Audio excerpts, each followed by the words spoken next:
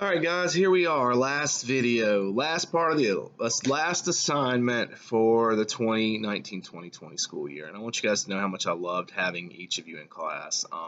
Y'all mean a lot to me. I'm excited that I get to teach you again next year for your junior year and even, God willing, your senior year. It'll be exciting to watch you progress. So we're going to finish this out. And I'm not going to lie, this part, when I first read it, this part was this hits hard. It really does.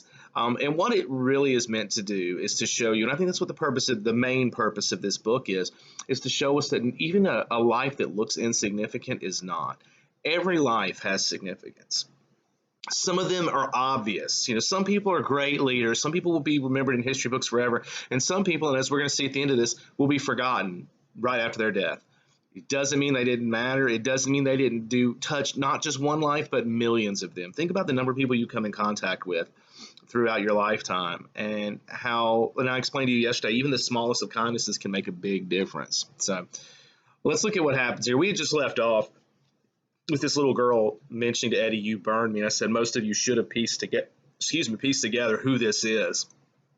So Eddie hadn't, though. Eddie felt, it says he felt his jaw tighten, and then she kind of explains to him in the broken dialect she's got here of what happened, and all of a sudden it clicks for Eddie. And he asks her, he's making sure, he says, "Why are you in heaven?" And she says she lowered the animal, the pipe cleaner animal. She's playing with it. She says, "You burn me, you make me fire." And then he says, "You were in the Philippines, the shadow in that hut." And then it clicks. So if they're in the Philippines, this is definitely, I would think, World War II. And all of a sudden it clicks and he just loses it. For the longest time, he's justified this and convinced himself that nothing did happen. And because he had to make himself feel okay. You know, when we do something that we feel bad about, a lot of the times we'll so and so will get over it. They'll be fine, or they didn't really get it, or they knew how I really felt. We do all this justification because otherwise it'll eat us up. And for the longest time, Eddie's convinced himself there was no one actually in this hut. Now he's learning there was, and it's really causing him some obvious issues.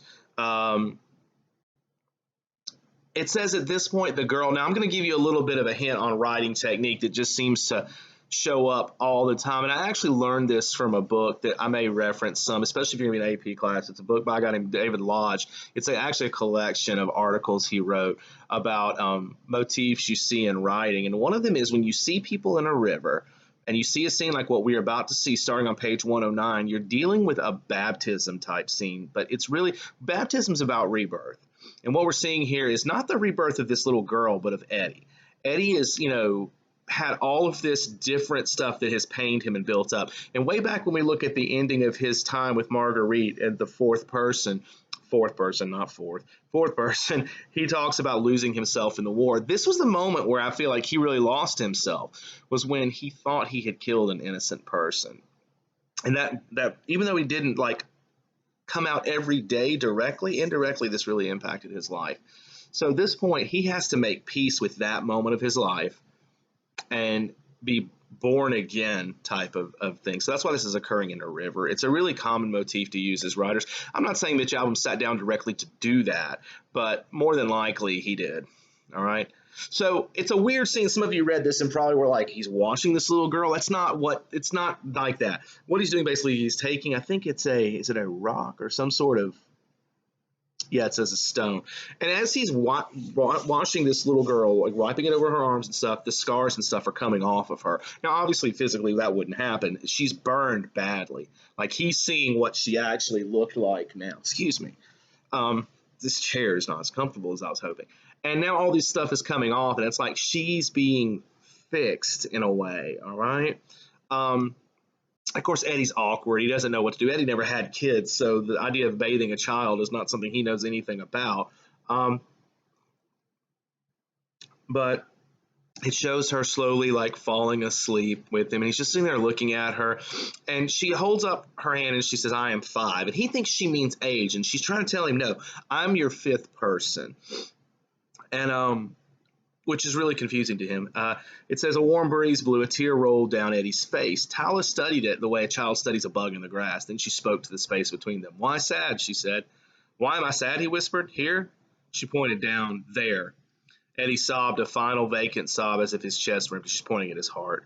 He had surrendered all barriers. There was no grown-up to child talk anymore. He said what he always said, to Marguerite, to Ruby, to the captain, to the Blue Man, and more to anyone himself.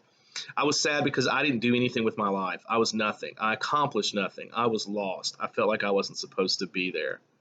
So Eddie's going through what I would say a majority. Let's give a number. 80%, and I'm shooting low here, of adults at some point feel this way, especially when you get to the end of your life. If you're lucky enough to live to older age, and you think and you're like, what was the purpose of me being here? What have I accomplished? We all seem to go through this as adults, and sometimes teenagers. I mean, a lot of people go through this like, what's my purpose here? What have I done? And Eddie feels like he's a failure. And we just saw that the attorney that went and looked in his room felt like he was a failure. And to a lot of people, even people who may have loved Eddie, he comes off as a failure. All this potential, and what'd he do? He fixed rides at an amusement park. Same thing his dad did for all of his life. It's easy to look down on that. It really is. But listen, it says, Tala plucked the pipe cleaner from the water. Supposed to be there, she said. Where? At Ruby Pier? She nodded. Fixing rides, that was my existence? He blew a deep breath. Why? She tilted her head as if it were obvious. Children, she said, you keep them safe. You make good for me. She wiggled the dog against his shirt. It's where you were supposed to be, she said, and then she touched his shirt patch with a small laugh and added 2 words, Eddie maintenance. And we saw the little girls doing that at the beginning of the book, calling him that. So she's basically telling him your purpose there was to do exactly what you did. You kept these rides safe for little kids. If it hadn't been for Eddie, if there had been a person who was less diligent about their job, maybe there's more accidents, and a ride crashes, and if one of these roller coasters crashes and you've got 30 kids on it, that's 30 dead children. She's like, you in a way were making up for what you did by spending the rest of your life protecting people and protecting kids. We don't think about the maintenance guy as doing that, but guys, I mean, that's legitimately, those rides are dangerous. You've got to have somebody who knows what they're doing, keep them up to date, get all their little small things that break fixed. I mean, think about just in your house or in your car, how often things go wrong. I mean, a light bulb burns out in your house and it's no big deal. You change it, but you can't do that with amusement park rides. You can't have something all of a sudden go wrong and oops, we killed some people, we'll fix it now. I mean, you have to be proactive, and you have to be really good at your job to do that, and otherwise people die. So we don't think about the power of such a, what we consider minor occupation. So now Eddie's going to ask her the same question he's asked everybody.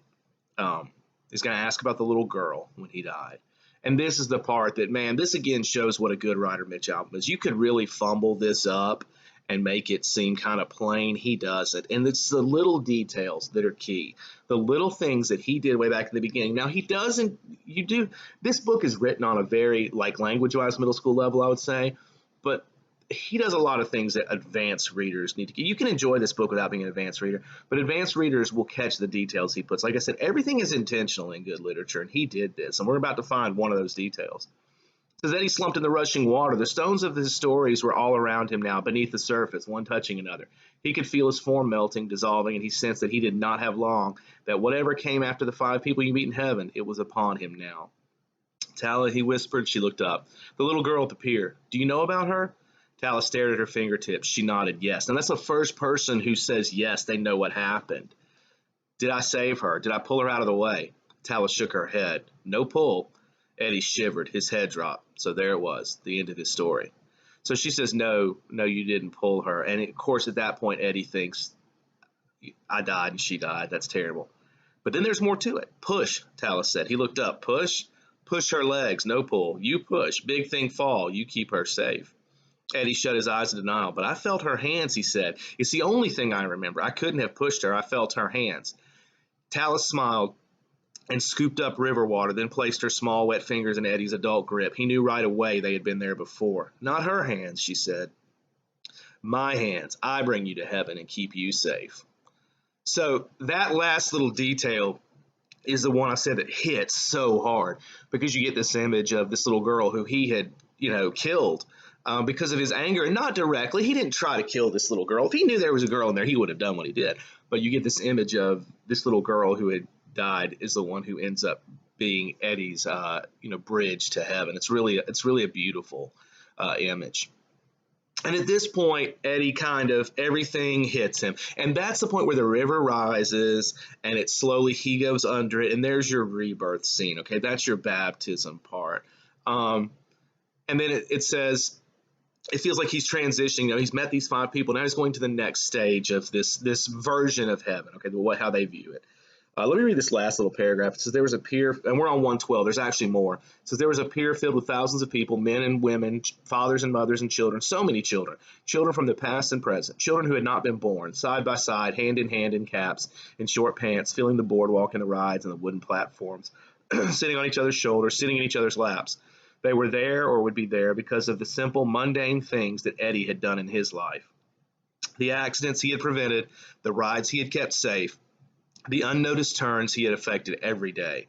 And while their lips did not move, Eddie heard their voices, more voices than he could have imagined, and a peace came upon him that he had never known before. He was free of Tala's grasp now, and he floated up above the sand and above the boardwalk, above the tent tops and spires of the midway, toward the peak of the big white Ferris wheel, where a cart, gently swaying, held a woman in a yellow dress, his wife, Marguerite, waiting with her arms extended. Excuse me. He reached for her and saw her smile, and the voice melded into a single word from God, home. Okay, so it's like now he's getting to see his wife again, and it's just this peace he feels at the end, and he realizes all of a sudden, this is what my life was about. It wasn't a waste. There are thousands of people who are still alive today because I did my job. I just did what seemed like a minor thing every day, and that's what it's important that the album picked, a guy who had such a seemingly non-important job to do for this story. I mean, he could have picked a teacher or a doctor or somebody who, it's easy to see how these people can impact lives. All right. It's overdone, but we don't think about the impact that just everyday workers have on people. And it's neat for him to see that and to see you mattered a lot. You may have never at any point in your life felt like you mattered, but in the big picture, you matter greatly. We talk about, each of our lives being this small piece in this huge puzzle, but each piece matters. I mean, I don't know if you're a person like me who's ever, sat down and when I was, it was a way to keep my mind from, going, just racing to conclusions back when, early years of teaching. And I would, my wife and I would sit and play with puzzles just because it was something we could do together. It was cheap and it allowed us time to talk. And like I said, it got my mind off of things because I'm a worrier. And but you get to this point where you've been spending days on this huge puzzle, and there's a piece that's missing. It fell on the floor or something, you just didn't see it. And without that one piece, no matter how minor it may look, the picture's not right. In fact, it's grating on people like me. I look at it like I've got to throw this whole thing away. I can't see it with that one piece missing. And we need to realize that each of those pieces matters, even if you don't think it is, even if it's just this beautiful picture and it's part of the blue sky up there at the, not even at the top because the edge pieces are obviously important, but you got this little random blue piece there that's just part of the sky that seems completely unimportant. But when it's missing, the picture's wrong. So that's kind of the message we're getting here, is that we all matter, no matter how small we think we are. Now, then we get to the epilogue, and the epilogue, a lot of people kind of struggle with, why is this there? This is part of the message, okay? What we see with the epilogue is that pretty soon after Eddie's death, everything just keeps going. The park reopens. They talk about Eddie's death briefly, but then somebody else dies who's important, and Eddie just disappears. His apartment gets re-rented. It says the guy whose keys cut the car, he got a new key and then sold the car and got a new one. All the people who were players in this story eventually move on. It says lines formed at Ruby Pier. And this is cool, just as a line formed someplace else.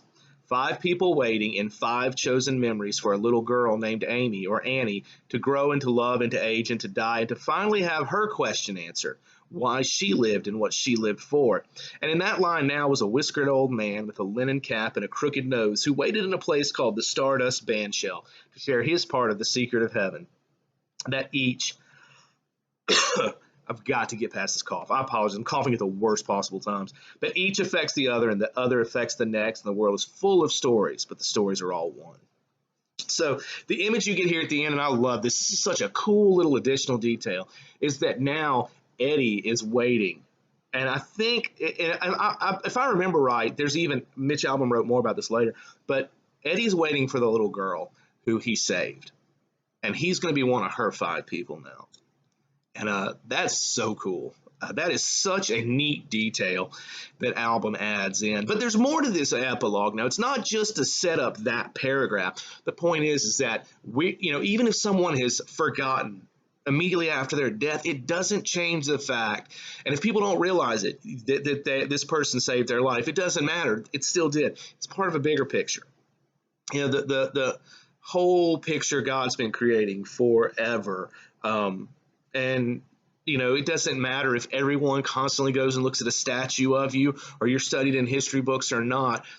You still have value and you still have meaning. And it's such a cool little idea that at the end, Eddie's going to get to do this and be that voice for this little girl when she finally does die. And I don't know this for a fact, guys. I know there's another book called about this that he wrote, and I think it is that story, but I'm not sure. It'd be great if it was. I'll have to look at it. Maybe I'll read it this summer. But and that kind of gets us through the end of the book. Page 114 is just actually a thank you, and then the end.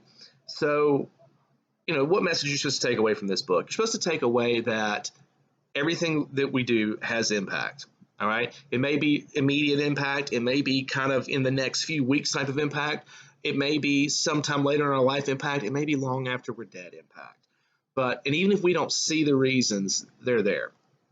And that we're more than just, we're not this island that exists in our own little star of our own little movie. That's not it. We're part of a larger thing. And no matter how minor you feel like your part may be, you're not. Nobody is. We all have this impact that we can't see. And I do believe that one day we will get to see that. And I think it's awesome that that's, an element of this book, because I do believe that God will explain to us, hey, this is the part you played and this is how important you were, because we all are. All right. We live in a world where people constantly feel like they have no importance. They don't think they matter. They're torn down by, the culture. They're torn down by other people, and, suicide's at an all-time high, especially now with this coronavirus.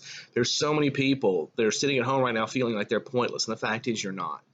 God didn't build us that way to be pointless. He didn't make, non-essential people. We all have extreme value, not just to God, but to the world. And that's the message of this book. And I can't think of a better message to end the year on. So know that whether you're 15 or 65 or 35 or 25, that you have such a big impact, and you should wake up every morning realizing that you're going to impact the world, whether you mean to or not. And we need to think about that and have that in the front of our minds so that we can be a positive impact, and that we can be somebody who changes the lives of others for the good. So anyway, I hope you enjoyed it. This is it, end of the year for us. So guys, I love you. I'm sorry that we had to end our year not physically, where I could, give you guys each a hug or a handshake on the way out the door. I realize that we're going to live in a world where those things probably don't exist for a long time, but I want you guys to know how much you mean. All of you do. And, Takata Chill to me, to your parents, to everyone. So enjoy your time off. Enjoy your summer. I hope that you'll be able to do some fun things and won't be stuck at home all the time because of this virus. But if you are, use that time to do something positive. You can do something positive from your house. Trust me. We'll see you back on campus here pretty soon, though, because and I can't wait. I hate summer because it just takes me away from what I enjoy doing, which is teaching. I'm going to be chomping at the bit even more this summer to get back in a classroom with you guys, because it's going to have been April, May, June, July, 4 months and change before I get to actually teach from a classroom again. So I'm looking forward to it, and I'm looking forward to seeing you guys again. Hey, just because it's summer doesn't mean you can't send me an email and check in, or if you just feel like you need to talk, by all means, I'm going to be available. I'm not going anywhere. So reach out if you need something, or you just want to check on Mr. Morris, or you just feel like, hey, I got a situation I need to talk to somebody about. I'm going to be here all summer and would love to hear from you. And I'm not saying that just because. I mean it. All right. Okay, guys. So final video, final little sign off here. I appreciate each of you, and I hope you have a wonderful summer.